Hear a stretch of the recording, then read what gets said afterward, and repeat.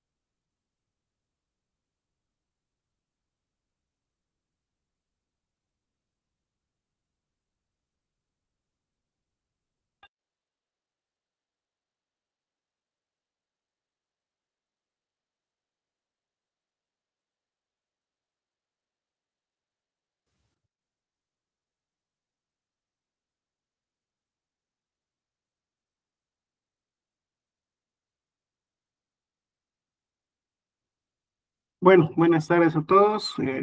Doy por entendido que se puede ver en pantalla, ¿verdad? Sí. Sí, sí, Sí, Gracias, muchas sí, gracias, que Jorge. buenas tardes. Buenas tardes, Juliet. Bueno, mientras seguimos esperando un poquito más, les comento que acerca del trabajo final, cómo va a ser.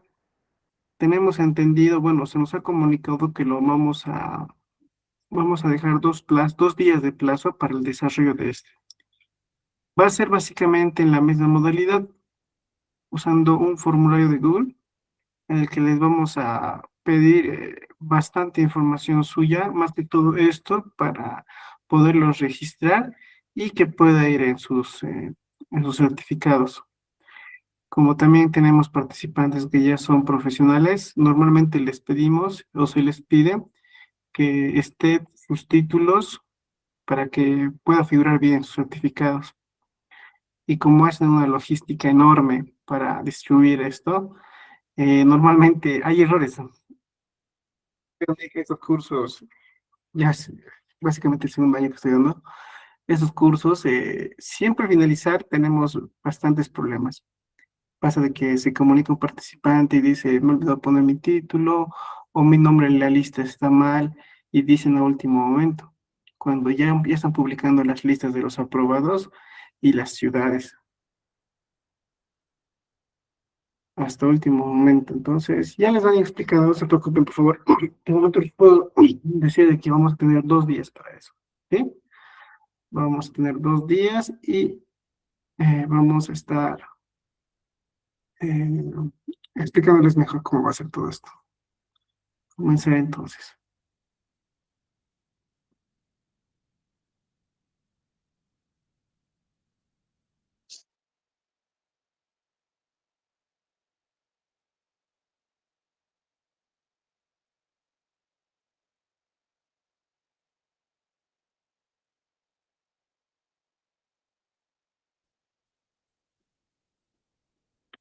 Bueno, el día de hoy vamos a ver dos temas, justamente o dos puntos dentro del cuarto eje, que es evaluación y práctica reflexiva docente.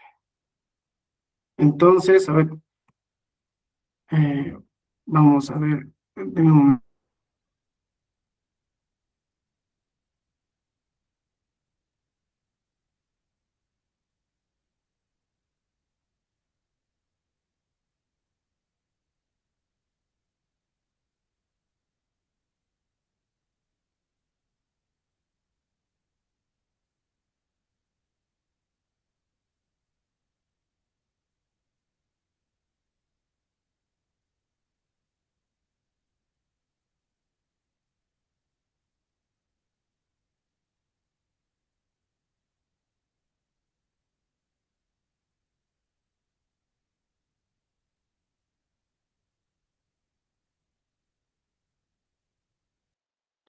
Perdón, mil disculpas, recibí una llamada. Ahora sí.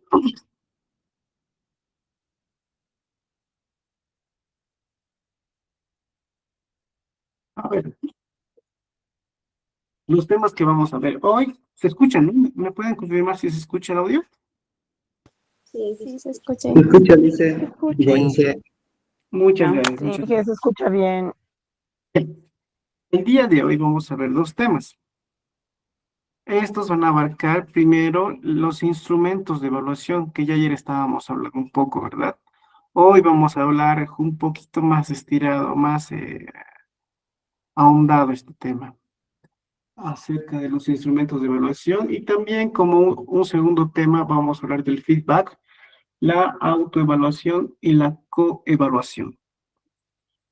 En este primer tema de instrumentos de evaluación vamos a conocer acerca de los criterios e indicadores de evaluación. Y por último punto, las pruebas, las listas, las herramientas que tenemos para hacer estos, estas evaluaciones, los instrumentos como tal.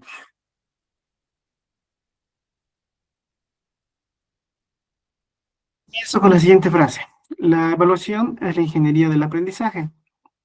Ya hemos dicho que como el currículo requiere planos precisos, a estos los vamos a llamar criterios y herramientas adecuadas, es decir, instrumentos, para que su ejecución pueda ser cuidadosa. Entonces, para poder comparar, se puede ver, ahora sí. Para poder comparar o evaluar en este caso, mediante este gráfico que les he puesto, siempre necesitamos un criterio, obviamente basándonos en un estándar, en una normativa o en lo que está regulado por las instituciones.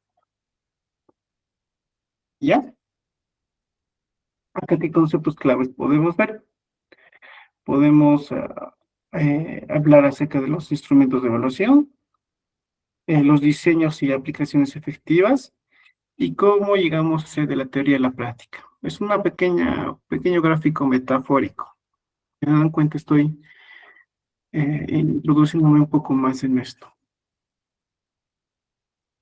Bueno, ahora sí.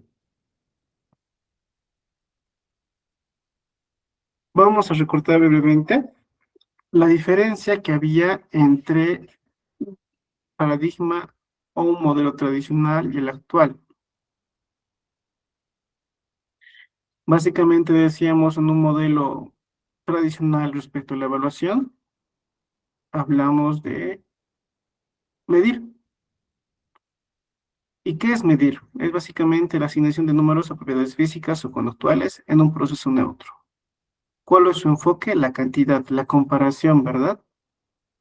Entonces, ese es básicamente su eje del modelo tradicional respecto a la evaluación.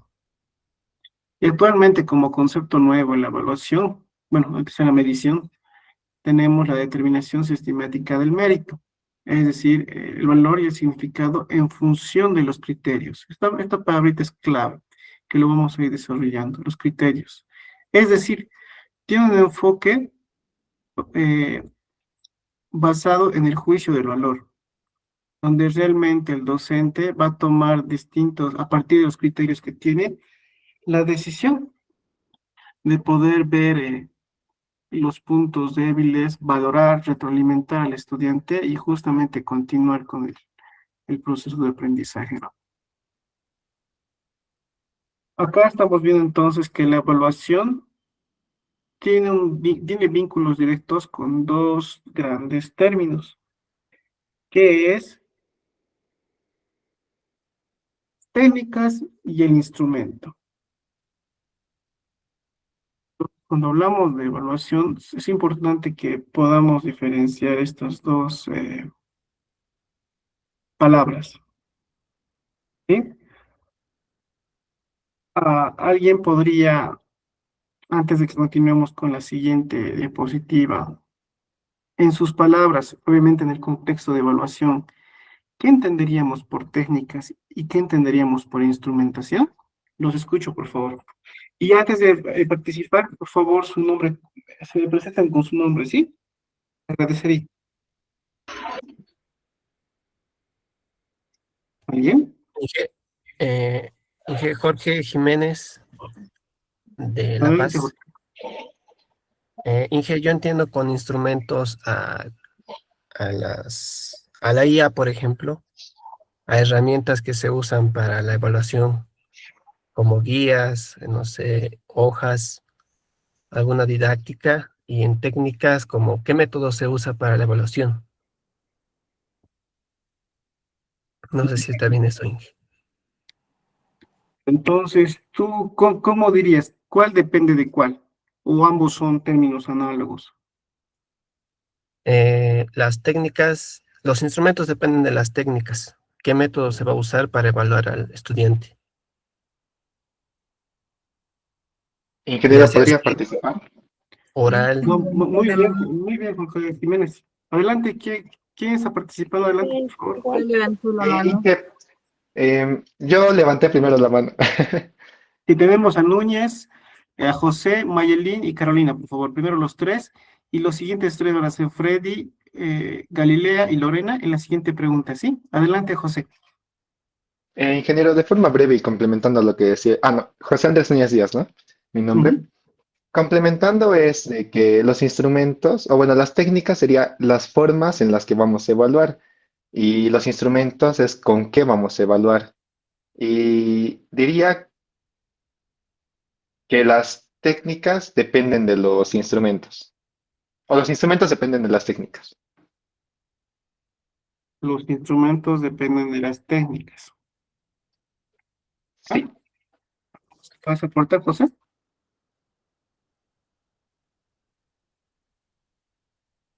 No te preocupes, está bien, José. Mayelín, adelante. Buenas tardes, ingeniero. Bueno, la técnica para mí sería como al parte del procedimiento o en la que el docente va a utilizar, ¿no? O tiene que elaborar un procedimiento para poder evaluar a los estudiantes.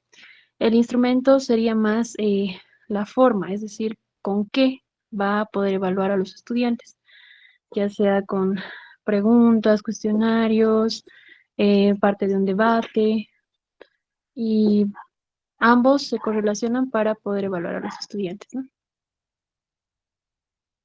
Muy bien, Mayelín. Está bueno. Gracias, Mayelín. Carolina Frías, adelante. Muy buenas tardes a todos. Bueno, como las técnicas son de evaluación, entonces las técnicas sería el cómo, ¿no? En este caso, qué procedimientos o métodos voy a utilizar. Y el instrumento pongo como ejemplo una rúbrica.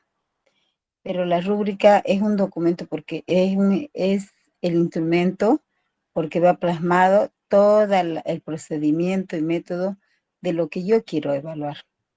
Solo eso, gracias. No, muy bien, muchas gracias, Carolina. Entonces, anotaríamos acá los términos, pero es mejor que lo recordemos. Hemos mencionado dependencia de eh, de los instrumentos de la técnica, es decir, una técnica puede tener distintos instrumentos. También hemos hablado, por ejemplo, como Mayelín dijo, los instrumentos son el con qué. A eso podemos complementar que las técnicas son el cómo. Florida dijo las rúbricas, que son unos instrumentos. Entonces, con todos esos conceptos que dense cuenta, ya todos han mencionado, yo creo que son bastantes.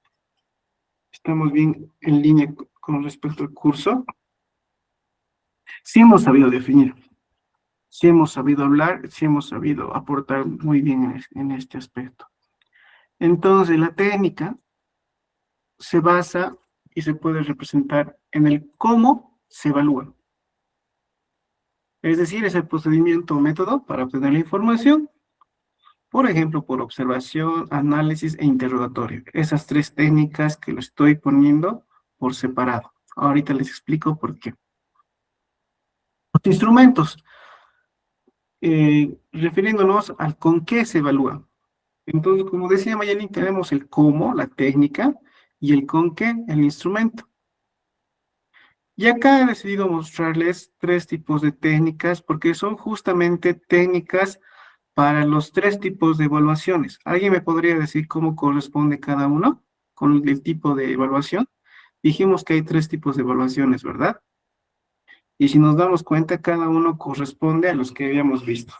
Me gustaría que participen los otros tres restantes, por favor. No recuerdo bien sus nombres. A ver, estaba Freddy, Lorena y Galilea.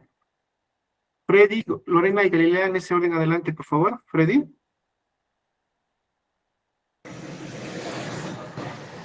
Sí, Lisa, buenas noches. Freddy Díaz de Cobija. Adelante. Estaba diciendo que identificamos la evaluación, ¿no? Sí, perdón por la pantalla. Les decía, primero ya hemos identificado qué es la técnica y qué es un instrumento. Entonces Sí. acá nos vamos a basar en estas tres técnicas.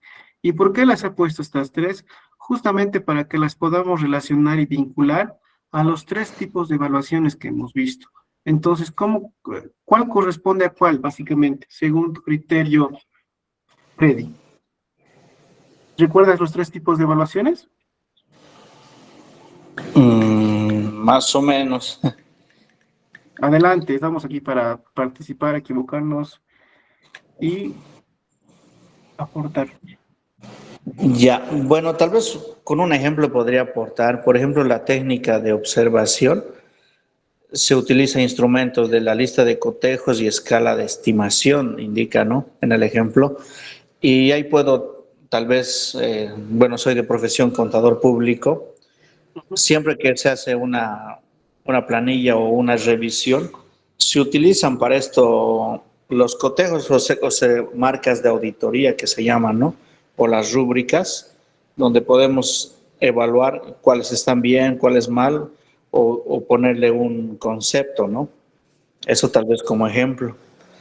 Y ¿Sí? lo mismo para los de abajo, ¿no? Que son análisis de producción y ahí también van las rúbricas, mapas mentales que se podría utilizar, cómo desarrollar un tema, ¿no? En un mapa mental. Sí, has Y dicho algo el, muy interesante dijiste ahí, el desarrollo del tema, que va vinculado con un tipo de evaluación justamente, que es el central. uh-huh. Entonces, Freddy, a ver, sigamos participando. Primero escuchemos también a Galilea Allison, por favor. Gracias, Freddy. Estaba bien el aporte. Licenciado Lorena Ya, Vargas. Lorena Vargas, Bien, adelante. tenemos tres tipos de técnicas. La primera técnica lo relacionaríamos con la evaluación diagnóstica y la técnica de análisis de producción en la evaluación formativa y la técnica del interrogatorio en la sumativa, en la evaluación sumativa. Perfecto. Lorena, yo creo que queda muy entendido por todos, ¿no? Y eso justamente.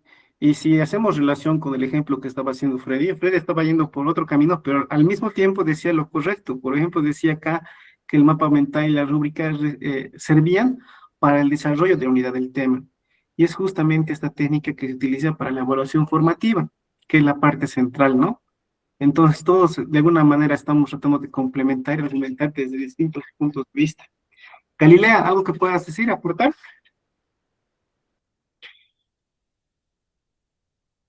No, esto es Galilea. Levantó la mano. No ha dejado levantado su mano, Galilea. Bueno, entonces es básicamente eso.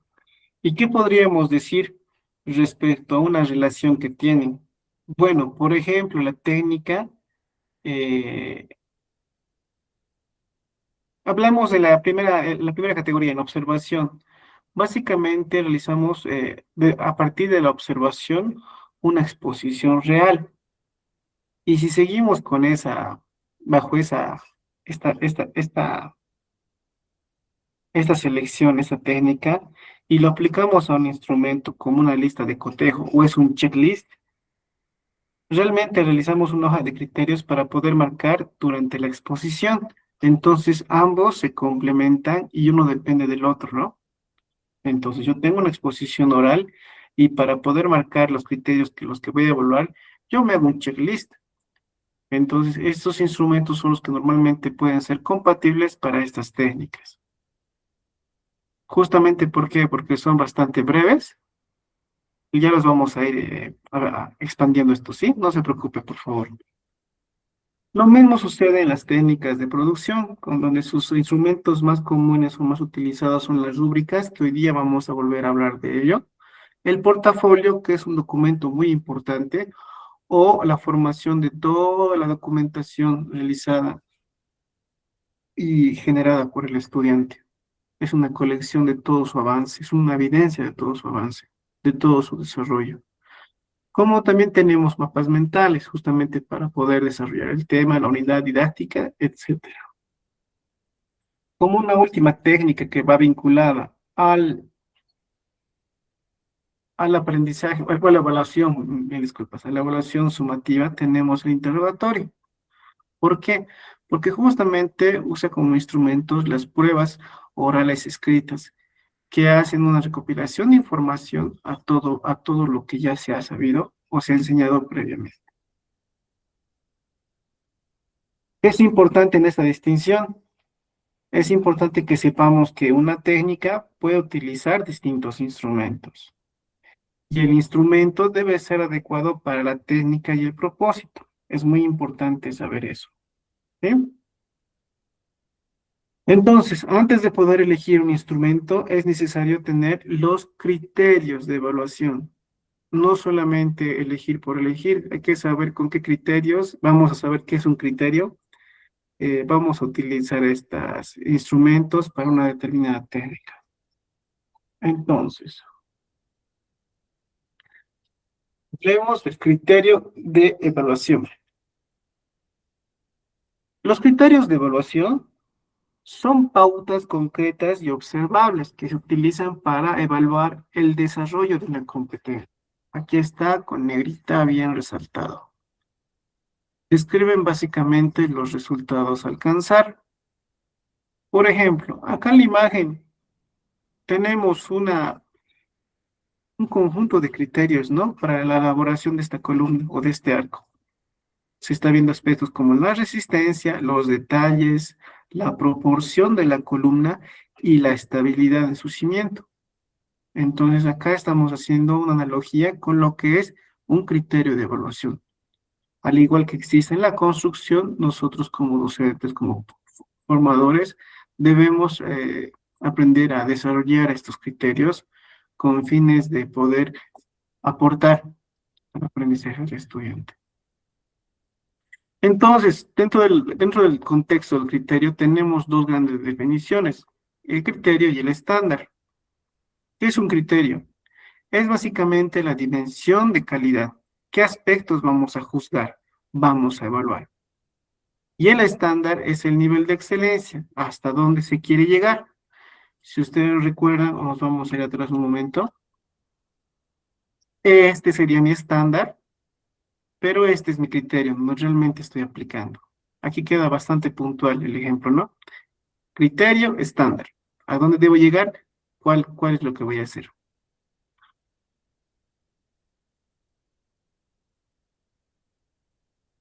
Bueno, como una notita importante tenemos que los criterios deben ser conocidos por el estudiante antes de la actividad.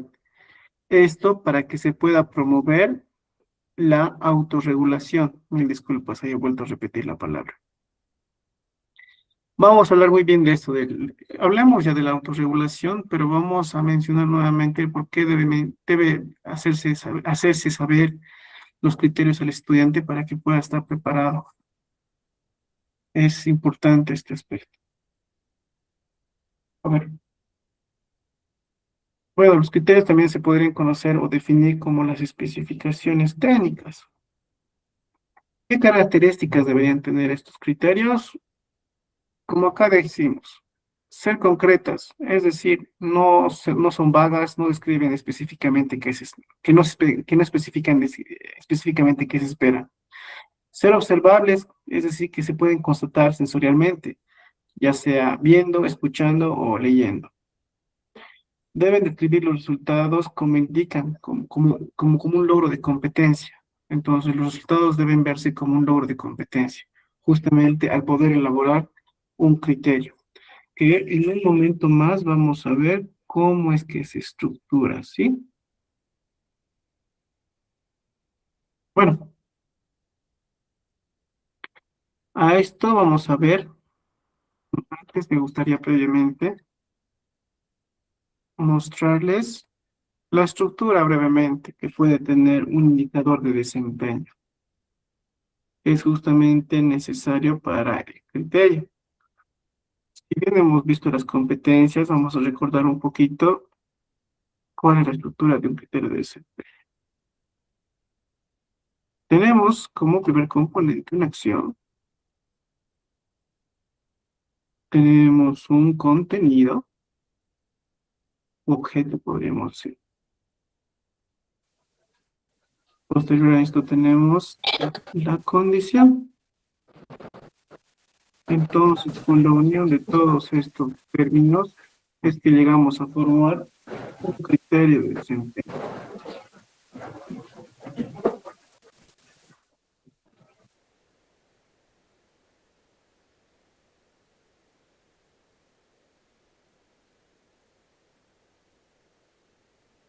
Por ejemplo, si yo dijera, identifica las partes de la célula utilizando un microscopio. Acá vamos a definir todas las partes de este indicador. Este es un indicador o un criterio de desempeño, por si acaso. Acá tenemos la acción o el verbo. Barra verbo. Acá tenemos el objeto.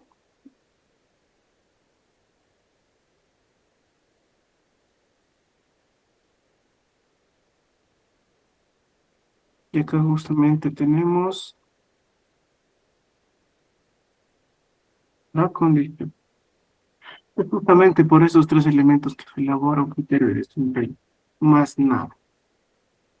Entonces ahora vamos a ir expandiendo justamente cada una de las técnicas que hemos ido viendo, ¿sí? Vamos a comenzar por el primero que correspondería a la evaluación diagnóstica.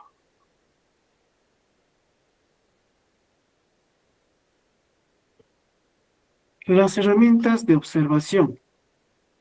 Acá se sobresalen, son los más relevantes, las listas de cotejo, los checklists. ¿Qué podemos decir aquí? Es básicamente la lista de cotejo como un instrumento importante. Es un instrumento relevante para este tipo de herramientas de observación, para la evaluación diagnóstica, donde se tiene una estructura que registra la ausencia o la presencia de un determinado rasgo, de una conducta o una secuencia de acciones. Normalmente tiene una escala dicotómica, es decir, escala binaria o booleana. Tenemos valores como sí, no, grande, pequeño, falso, verdadero. Es una forma de poder evaluar de manera rápida y clasificar directamente en criterios ya preestablecidos, ¿no? ¿Qué ventajas tiene estas herramientas de observación? Es que son fáciles de construir y de usar, son muy rápidos de aplicar y son objetivas. Es decir, con el simple check que hagamos nosotros, dependiendo de los criterios, ya podemos ir definiendo o realizando nuestra evaluación diagnóstica. Pero también dentro de la lista de cotejo no solamente se podría mencionar la escala dicotómica o estas dos respuestas que tenemos. Puede ir más allá de eso. ¿Por qué? Porque puede implementarse lo que son las escalas de estimaciones. Entonces, las escalas de estimación superan la limitación de la lista de cotejo.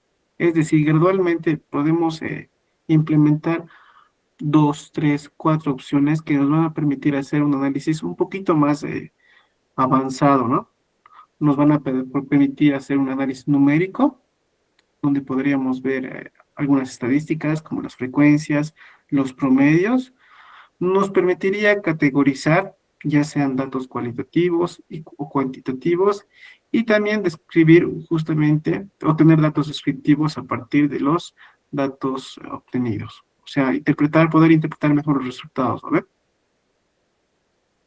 Básicamente eso, las herramientas de observación que van utilizadas y ligadas a nuestra evaluación diagnóstica. Continuemos con la segunda herramienta, que sería el análisis. Esto vendría de la mano con la evaluación formativa. Hablemos como una herramienta, un instrumento principal, la rúbrica. Entonces, ¿qué decimos de estas herramientas? Son guías de puntuación que establecen criterios específicos y estándares por niveles para determinar la calidad de la ejecución. Ahorita vamos a explicar muy bien esto. ¿Qué características tienen las herramientas de análisis como la rúbrica? Reduce la subjetividad, es decir, aumentando una mayor objetividad en tu evaluación. Clarifica las expectativas del estudiante desde el inicio y va a permitir una retroalimentación más detallada. Ahora, ¿a qué nos referimos con reducir la subjetividad? Es decir, que al tener descriptores claros, si bien recuerdan la estructura de la rúbrica, era básicamente una matriz, ¿verdad? Acá tenemos, que constaba de dimensiones de una escala y niveles de ejecución, acá, donde categorizábamos, por ejemplo, de muy malo a muy bueno. Estoy siendo bastante puntual con estos términos. Y teníamos los descriptores, que eran básicamente los valores que se llaman dentro de cada celda. Es decir, acá teníamos los criterios y acá tenemos los niveles. Y dentro de cada uno, cada intersección, llegaba a ser un descriptor. Entonces, al momento de decir, de reducir la subjetividad, decimos que los descriptores son claros y diferentes evaluadores, y en este caso, diferentes evaluadores tienden a puntuar de manera similar porque son bastante específicos. Por más de que tengan distinto criterio, pensamiento, es básicamente una evaluación de lo que se está viendo y lo que se está haciendo, ¿no? En el término de clarificar las expectativas al estudiante desde el inicio. Es decir, el estudiante sabe desde el inicio qué significa excelente en cada aspecto. Y eso se le va a ir mostrando justamente con estas rúbricas.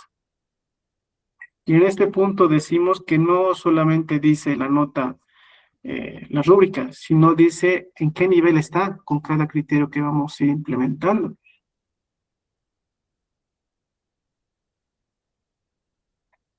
Retroalimentando vemos que la rúbrica es básicamente una matriz de valoración, ¿verdad?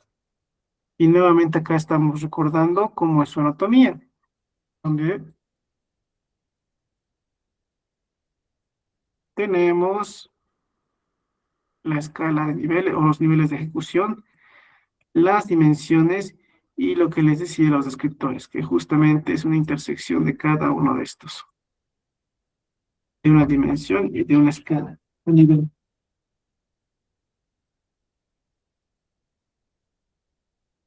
A ver, dentro de estas anatomías de las rúbricas, ¿qué podríamos decir dentro de cada uno? Yo creo que las dimensiones y las escalas están bien definidas. Justamente son criterios y son niveles o escalafones que se puede dar en una evaluación. Pero lo que tenemos que hablar acá muy claros, explicar bastante, es decir, o relatar acerca de los descriptores. ¿Qué características tienen estos descriptores? Acá decimos, pueden ser de descripción cualitativa y específica del desempeño. A ver, estos cuentan con características específicas porque justamente vienen relacionadas e interseccionadas con cada uno de los ejes que hemos mencionado. Son diferenciadas en cada nivel claramente porque son distintos al anterior, obviamente. Ya sea que tengamos un avance hacia la derecha o hacia arriba, los descriptores van a ser totalmente distintos, porque van a indicar otra cosa del avance o la evaluación que queramos hacer del estudiante. Y normalmente van siendo progresivos, es decir, van de menor calidad a mayor calidad.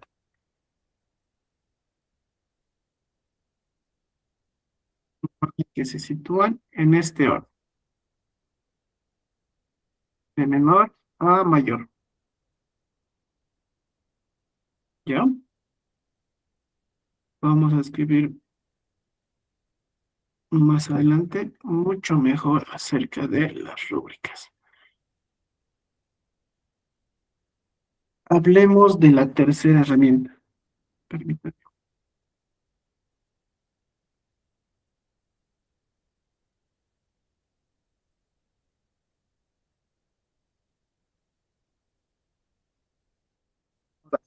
Hablemos de la tercera herramienta que vendría ligada o siendo vinculada con el tercer tipo de evaluación, que es la sumativa.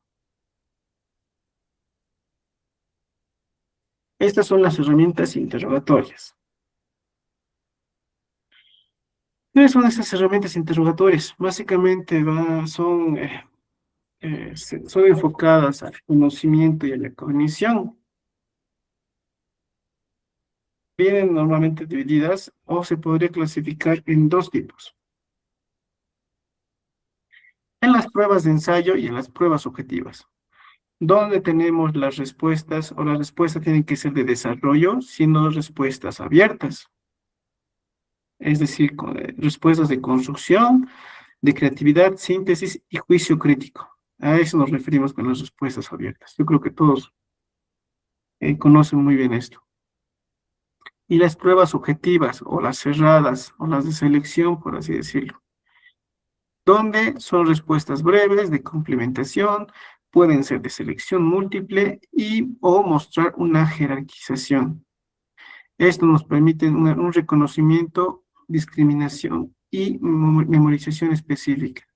Justamente en esta parte, en este tipo de pruebas, es que reforzamos esta parte, que viene siendo arrastrándose desde el modelo tradicional, ¿no? Sí, pues, se está arrastrando desde el modelo tradicional.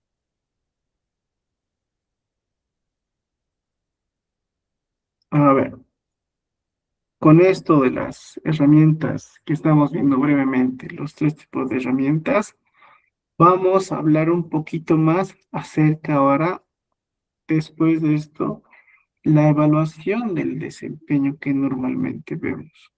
Es decir, aún hablamos de la evaluación sumativa.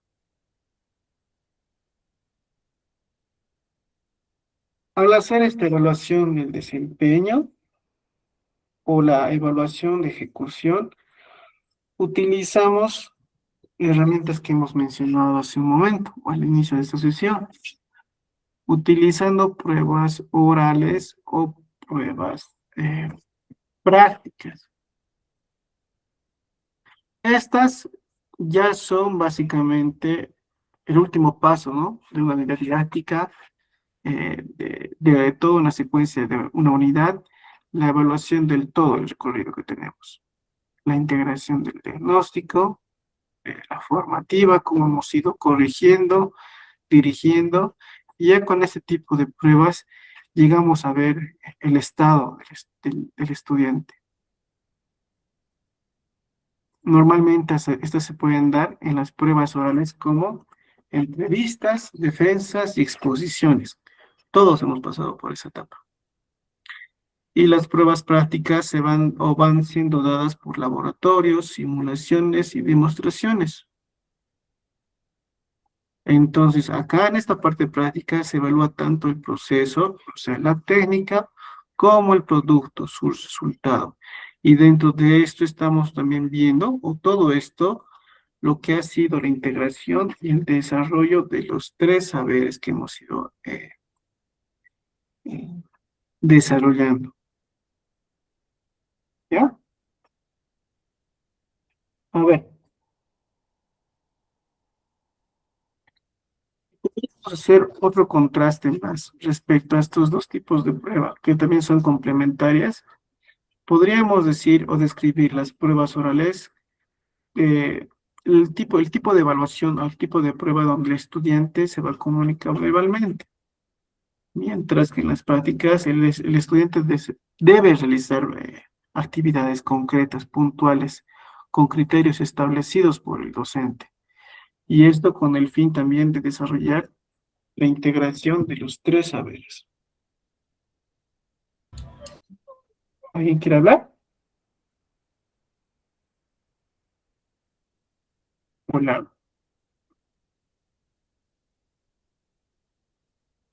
Creo que sí, creo que no. Puede ser sí, puede ser no. Entonces,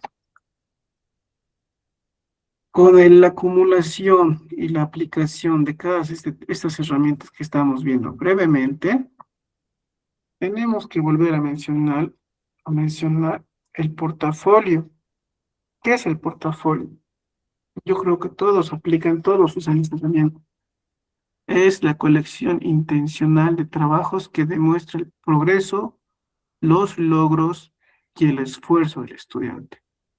Entonces, dentro de este portafolio, que no solamente es un término, yo creo que todos lo aplican día a día, semestre a semestre, es esa colección del avance que se tiene del estudiante. Porque si nos fijamos, llegamos a tener desde la parte diagnóstica, ya sea mediante distintos tipos de instrumentos y técnicas que hemos ido empleando, tenemos la parte diagnóstica. La del progreso, que normalmente se junta un montón de tareas. Tenemos tareas a presentar, a resolver en clase, tareas de desafío.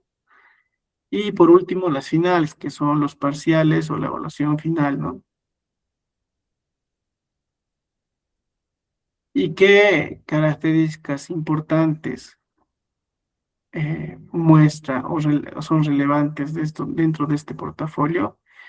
Es que básicamente son de selección. Es una muestra curada, no un archivo total, porque tenemos elementos puntuales que tratan de decir algo acerca del estudiante.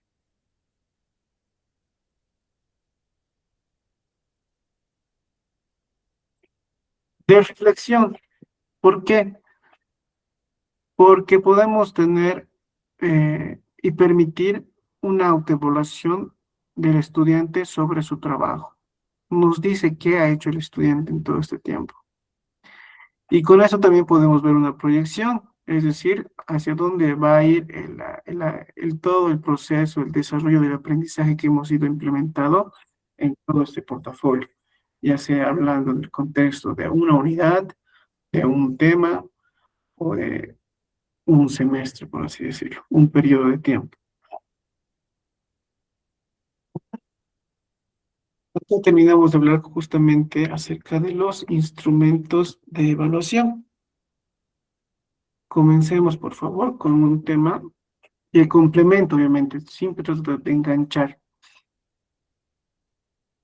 Es el 13º tema, ya, el feedback, o retroalimentación, la autoevaluación y la coevaluación. Vamos a conocer qué es la retroalimentación efectiva, la autoevaluación y coevaluación, y conocer acerca de la evaluación continua. Voy a comenzar con una pequeña imagen.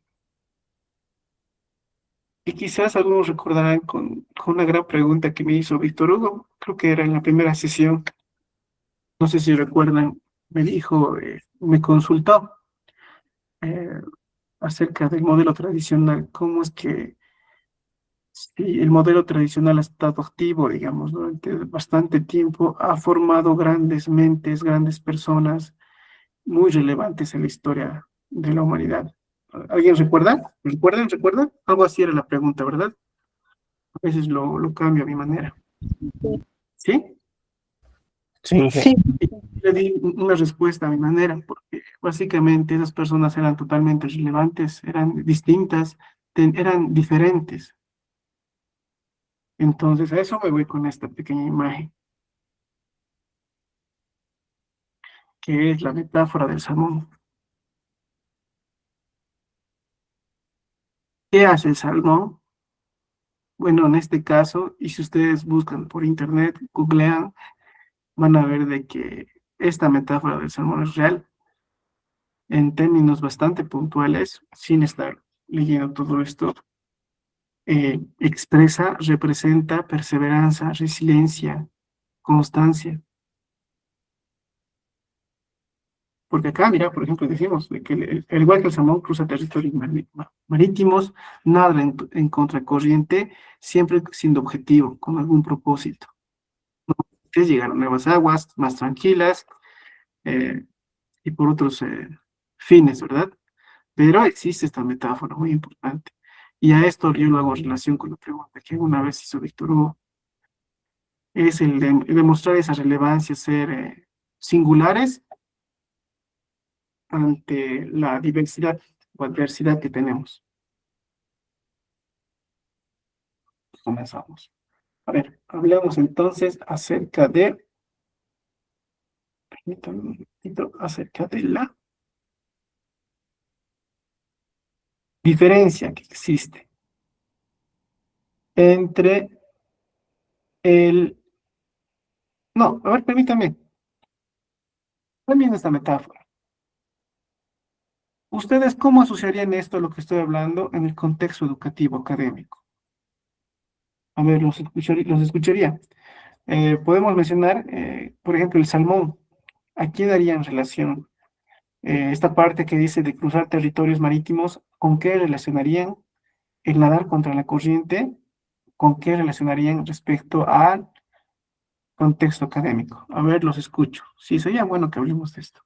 Fabiola va a ser la primera. Tenemos a Edgar. ¿Alguien más? Ya, Fabiola y Edgar, por favor, adelante. Fabiola Bustillos, adelante. Buenas tardes, licenciado. Sí, bueno, el salmón, como decía ahí, es ver lo individual, ¿no? Cada estudiante tiene algo diferente. Por ejemplo, no todos aprenden de la misma forma, ¿no?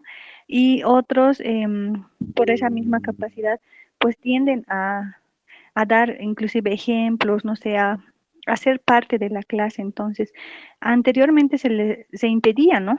Se les pedía que más bien ellos sean solo escucha, pero ahora en este nuevo tiempo se adaptan, ¿no es cierto? Hay que adaptarnos tanto docentes y estudiantes a que eso diferente que cada uno tiene, pues pueda ser cultivado, reforzado y les dé a ellos también esa seguridad para seguir, ¿no? Como muestra ahí en la imagen. Ya, sí, muy bueno, de verdad. Por ejemplo, Fabiola, si yo te dijera que normalmente hay, otra de las razones por la que el salmón cruza en contracorriente es para huir del depredador. ¿Tú cómo relacionarías en el contexto educativo?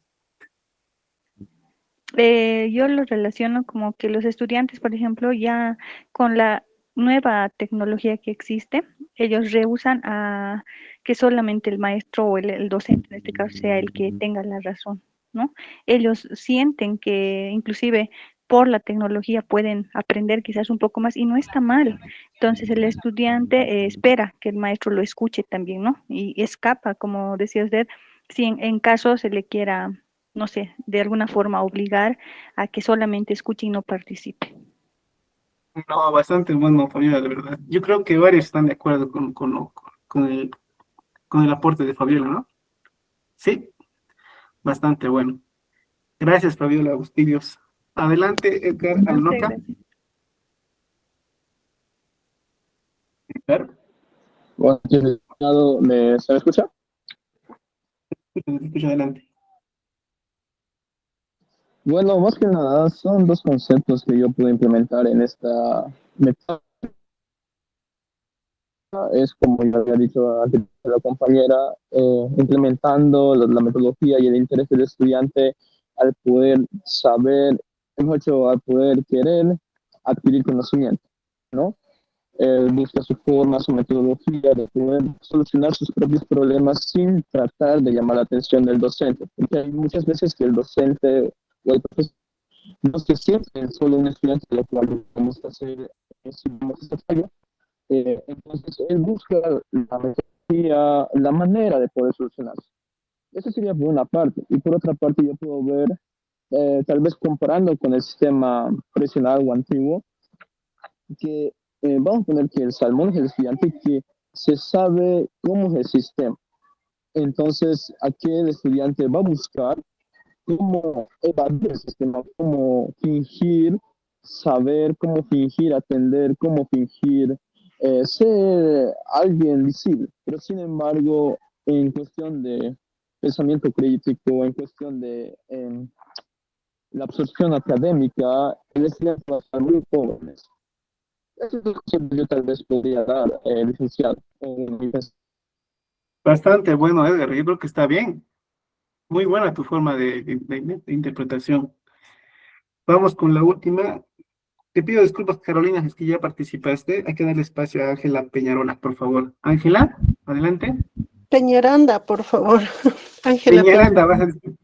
No hay problema. Peñaranda. Bueno, es muy bonita esta metáfora como un símbolo prácticamente y la verdad es que yo varias veces lo he usado con mis alumnos, especialmente con secundaria, ¿no? Analizando la vida de este animalito, primero y nada, contracorriente, tiene que mostrar valentía porque se le vienen muchas piedras o obstáculos en el camino, aparte de la perseverancia. Pero más que todo, yo lo tomo para los chicos como un agente de cambio, ¿no?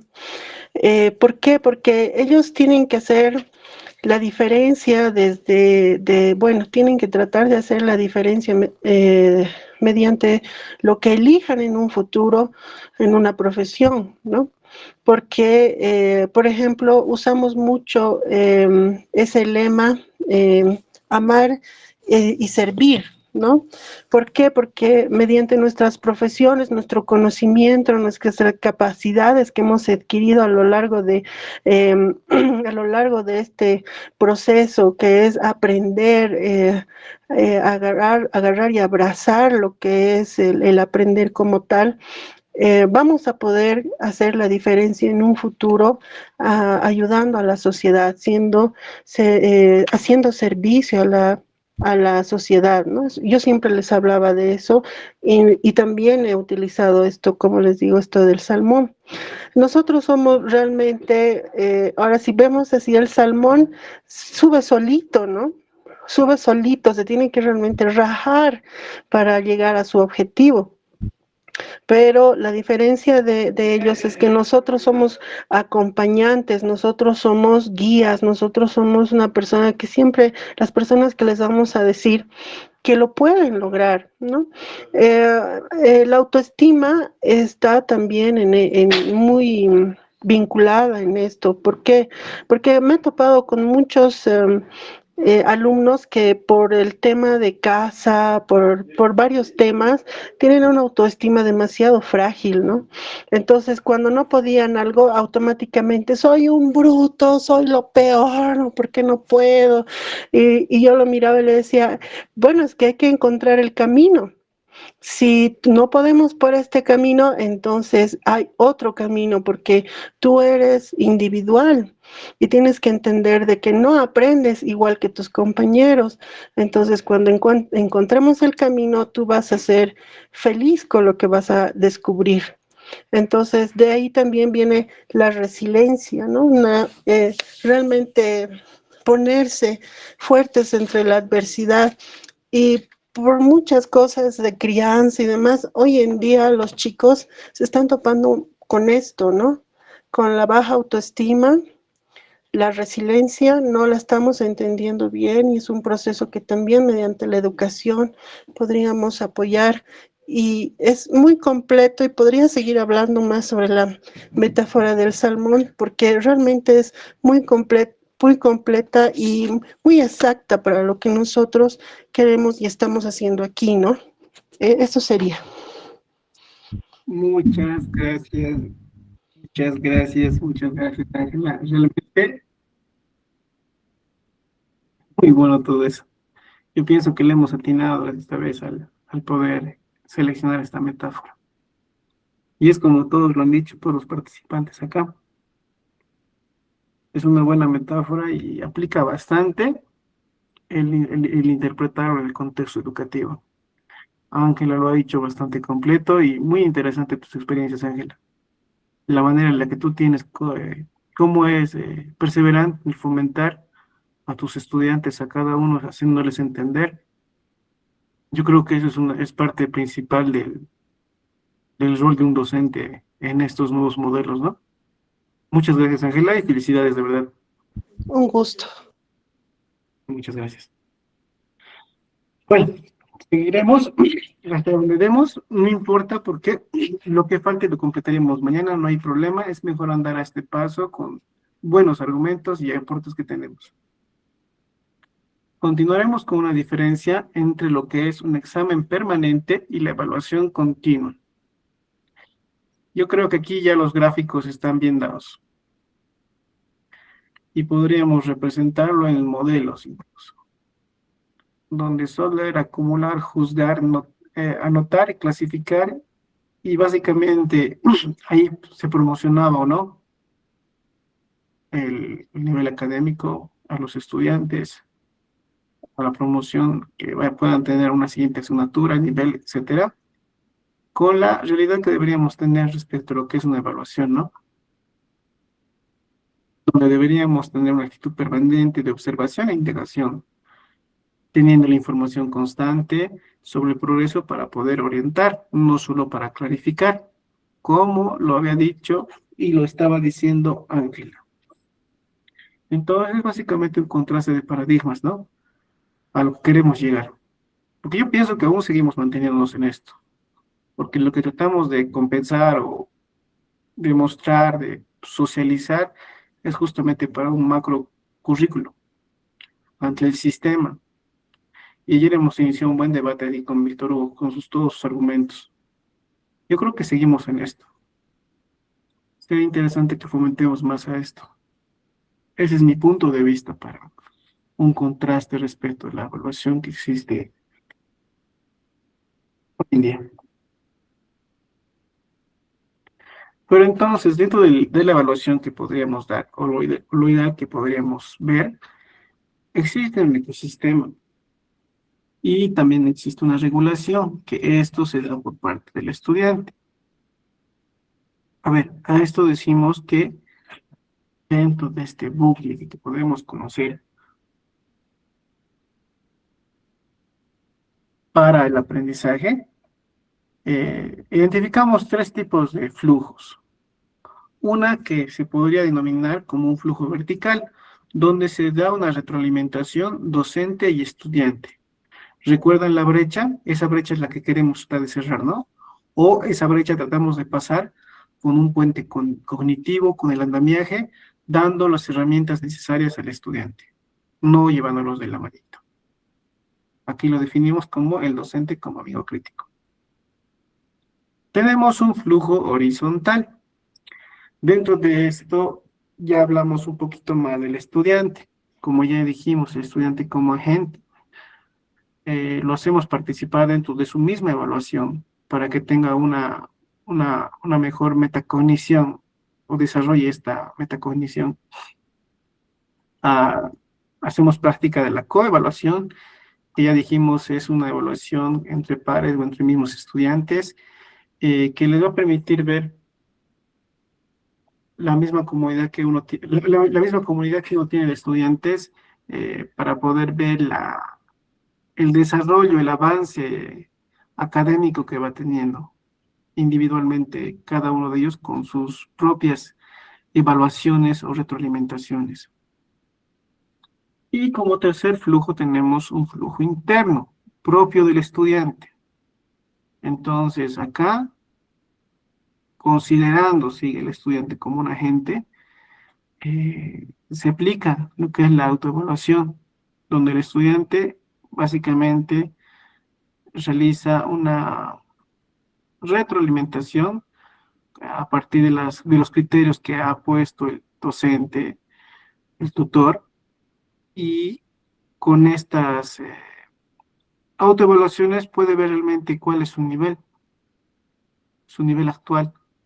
Entonces, esto va a promover a que se realice un desarrollo del maestro interior, es decir, una motivación, o lo que debería existir es una motivación a que haya una superación o una mejor corrección en la modalidad de aprendizaje o en su participación y otros aspectos, ¿no? Entonces, esto permite que haya una regulación de la cognición y la autoeficacia. Es lo que ya habíamos visto bastante. Bueno, hablemos ahora un poquito acerca de lo que es el feedback. Es el feedback o la retroalimentación. Normalmente este feedback lo podemos clasificar en dos tipos de... Bueno, hay tres. Hoy vamos a ver el tercero. Permítame unos minutos más, por favor. Sí, ya voy a acabar. Los dos tipos de feedback que podríamos caracterizarlo o verlos de manera bastante distintivas es la del fortalecimiento y la del desarrollo. La del fortalecimiento es básicamente una centrada o enfocada en el pasado, donde se centra en lo que el estudiante ha hecho. Como objetivo tiene normalmente aumentar la autoeficacia y la atribución al esfuerzo, haciendo como una retrospección. Mientras, o a cambio que el feedback de desarrollo tiene un enfoque en el futuro, donde básicamente se podrían resaltar las preguntas claves y dudas, ¿cómo podemos llamar esta?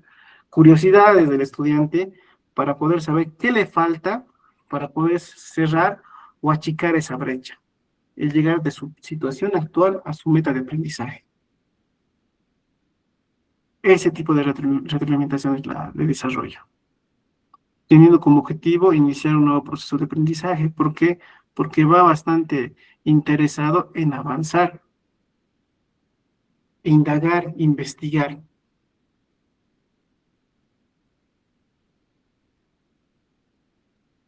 Acá, dentro de la manera en la que se aplican las retroalimentaciones, y hablando de un ejemplo muy práctico, tenemos acá un temita bastante corto que es la sincronización.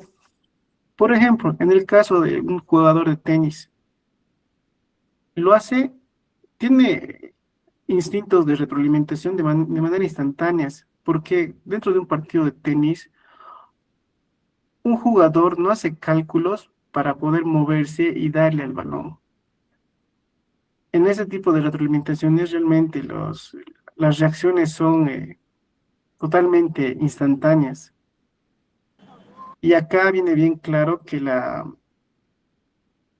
información, cuando se da en su momento para poder dar la retroalimentación, en este caso, pónganse que la pelota viene para el jugador, es algo muy importante porque le traza la trayectoria que tiene que ir y los movimientos que tiene que dar.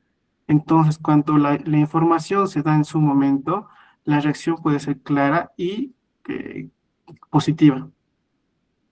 Mientras acá nos dice que la posinformación, es decir, cuando nosotros realizamos una retroalimentación demorado, normalmente perjudicamos realmente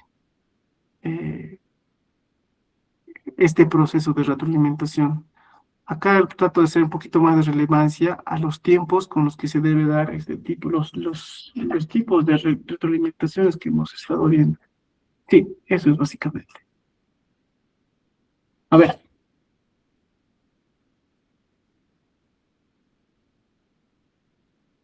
Acá vamos a ver un poquito más los últimos dos términos, que es la autovaloración versus la autoevaluación. ¿Qué es o en qué se enfoca la autoevaluación? se enfoca básicamente en la calificación numérica como un veredicto final, sin mayor reflexión.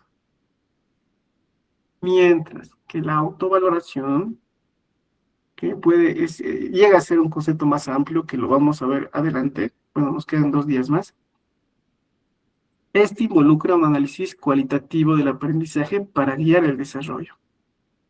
Es decir, te permite una adecuación, una regulación, por así ser como un termostato que te permite regular y continuar en este desarrollo de aprendizaje continuo.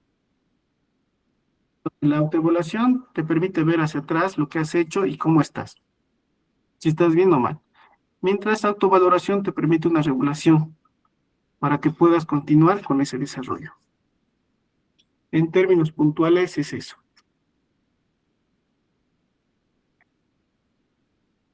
Con esto también hablamos de la coevaluación, que es la coevaluación y que se fundamenta. Acá tenemos una frase donde dice que buscamos la verdad juntos, de Freire. El aprendizaje es un acto social donde los pares actúan como andamiaje.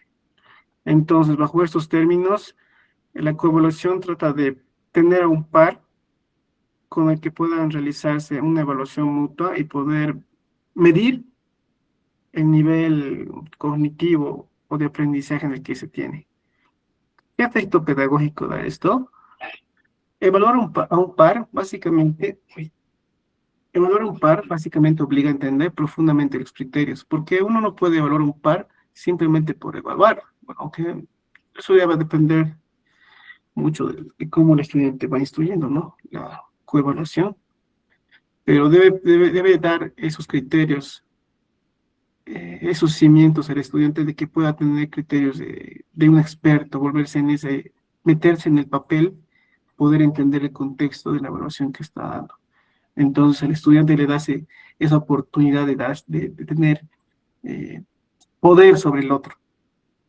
Y esto sin malicia, obviamente, bajo la ética y la moral, ¿no? Y con eso también hablamos de la triangulación, entre los tipos de evaluaciones que hemos visto. Hablando en términos de la autoevaluación, la coevaluación y la heteroevaluación. Con este proceso de tipos de evaluaciones, podemos asegurar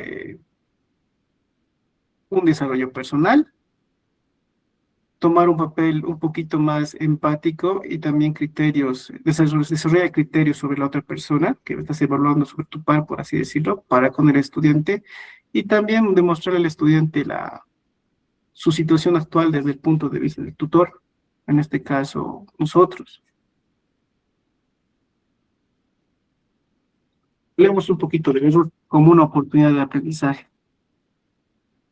Acá es importante entender de que a veces no dar la respuesta correctamente o inmediatamente y utilizar indicios con simples preguntas y demás va a permitir al estudiante que tenga una autocorrección sobre sobre la misma unidad, instantáneamente, momentáneamente. Entonces, esa estrategia es una buena estrategia para poder ver los errores que tiene el estudiante, pero mediante vayamos avanzando, justamente él se va corrigiendo solo. Entonces, permitirles esa oportunidad de que vean el error como una oportunidad de aprendizaje. Cambiar el paradigma de que si existe un error, la cortamos o solamente metemos más temor dentro del estudiante. No. Es justamente fomentar a que mediante errores vayan equivocándose y autoajustando su criterio, su desarrollo de aprendizaje. Nuevamente les pido disculpas, me estoy pasando mucho últimamente, pero hemos logrado cubrir el tema del día de hoy, o los 2 temas. Les agradezco a todos por la clase de hoy, espero les haya gustado. Nos quedan todavía 2 clases, quiero cubrir todo lo que podamos. Y pues nada, esto sería por el día de hoy. Si tienen dudas, consultas, adelante, los escucho.